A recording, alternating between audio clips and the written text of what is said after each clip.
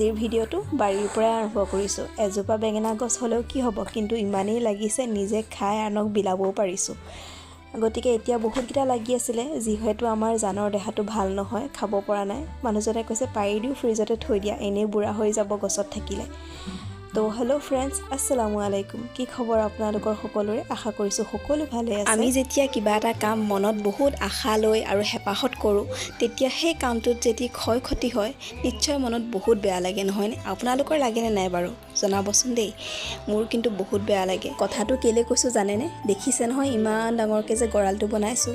ইমান ডাঙৰকৈ গঁৰাল বনালোঁ, 30জনীতকৈও বেছি হ'ব সৰু পোৱালি মিলাই কুকুৰা কিনিলোঁ। আগৰ ঘৰত এনেই পুহিছিলোঁ, কিন্তু ফাৰ্ম কৰিম বুলি ভবাৰ কাৰণে কেইবাজনী কিনি আনিলোঁ আৰু ডিম বিকিলোঁ। ভালেমান লাভ হৈছে বাৰু, লাভ হোৱা নাই সেইটো নকওঁ, লাভ হৈছে, কিন্তু লাভৰ মাজতে লছো হৈছে। কেনেকৈ জানেনে? ইমান খুৱাই বুৱাই ৰাখোঁ, ধান কিনি চাউল কিনি পেলাই খুৱাই ৰাখোঁ। নিজে খাব নাপালেও কোনো কথা নাই, কিন্তু কুকুৰাকেইজনে খাব নাপালে যে সেইটোৱে ডাঙৰ চিন্তা হৈ যায়। আগদিনাখন যদি খানা খতম হৈ যায়, পিছদিনাখন কেনেকৈ খুৱাম, কি খুৱাম, ক'ৰ পৰা আনিম, তেনেকুৱা চিন্তা কৰোঁ। তাৰপিছত ওচৰত বাগানবোৰ থকাৰ কাৰণে হেঁপাহে আহি এজনী এজনীকৈ লৈ যায়। আৰু নিয়েওতো নিয়ে, এনেকুৱা কুকুৰা নিয়ে যিবোৰ আপোনাৰ একদম মানে বেছি ভাল লগা, আপুনি যাক বহুত মৰম কৰে, বহুত বেছি ভাল পায়, সেইবোৰকহে লৈ যায়। ডাঙৰ ডাঙৰ কণী পাৰি থকা কুকুৰা, তেনেকুৱা কেইবাজনীও নিলে।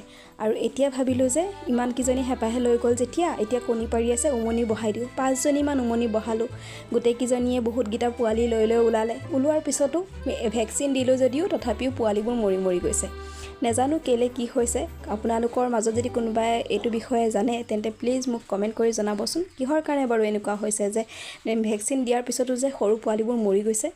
আৰু এইফালে দেখিছেনে, আপোনালোকৰ লগত কথা পাতি পাতি মোৰ কামখিনিও আজৰি কৰিছোঁ, লগতে বেটাক লৈ পেলাই বহি বহি তাক খেলিবলৈ দিছোঁ। এই জীৱনটোত আৰু কেতিয়াও সুখ নহ'ব যেন পাইছোঁ জানেনে? ঘৰৰ কামবোৰ কৰি কৰিয়ে তৰণি নোপোৱা হৈছোঁ। সদায় একেবোৰ কামকে কৰি কৰি আমনি লাগিছে যদিও উপায় নাই, কৰিবই লাগিব। আৰু জানেনে, মই ভাবিছোঁ যে এতিয়া ৰমজান মাহ আহি আছে, ৰমজান মাহ আহিছে, ৰহমতৰ বৰকতৰ দিনবোৰ আহিছে।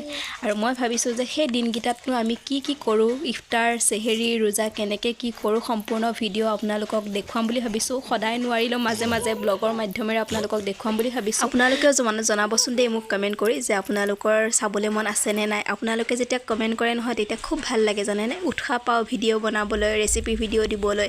আপোনালোকে কমেণ্ট কৰি জনাব দেই। ৰমজান মাহ আহি আছে আৰু বহুত ধুনীয়া ধুনীয়া ভিডিঅ' দিম বুলি ভাবিছোঁ। মই বহুত আশা কৰিছোঁ আৰু ভিডিঅ' দিবলৈ পাম, বহুত ধুনীয়া ধুনীয়া ভিডিঅ', ইফতাৰৰ, চেহেৰিৰ, আকৌ দিনৰ দিনটো কিনো কৰোঁ ৰোজা ৰাখি পেলাই, সকলোবোৰ দেখুৱাম বুলি ভাবিছোঁ। আৰু আশাবোৰ পূৰণ হয় বুলিয়ে আশা কৰিছোঁ, আৰু পূৰণ হ'ব বুলি পেলাই। আৰু এইফালে মোৰ ভাজি হৈ গ'লগৈ, ভাত পানী বনোৱা হ'ল, খাবলৈহে বাকী আছে। আৰু এইফালে মই বাৰীলৈ আহিছোঁ, নেমু এটা পৰি আছিলে তাকে বুটলিবলৈ, লগতে আপোনালোকক বাৰীখনো অকণমান দেখুৱাই দিম। আপোনালোকে মোৰ ভিডিঅ'বোৰ চাই কেনে পায় প্লিজ কমেণ্ট কৰি জনাব। যদিহে ভাল পায় তেন্তে প্লিজ লাইক কমেণ্ট শ্বেয়াৰ কৰি দিব। আৰু যদি কোনোবা নতুনকৈ আহিছে তেন্তে প্লিজ মোৰ চেনেলটো ছাবস্ক্ৰাইব কৰি কাষতে থকা বেল আইকনটো প্ৰেছ কৰি অল কৰি দিব।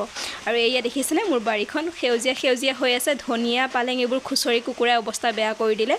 আৰু ভোট জলকীয়া পুলি হৈ আছে কেইটামান, কণ বিলাহীও, আৰু এয়া লাও কলি দুটা পেলাইছে। ৰমজান মাহত ইফতাৰত খাবলৈ পাম যেন লাগিছে। আৰু তেন্তে আজিলৈ আহিছোঁ। ভিডিঅ'টো শেষলৈ চোৱাৰ বাবে বহুত বহুত ধন্যবাদ।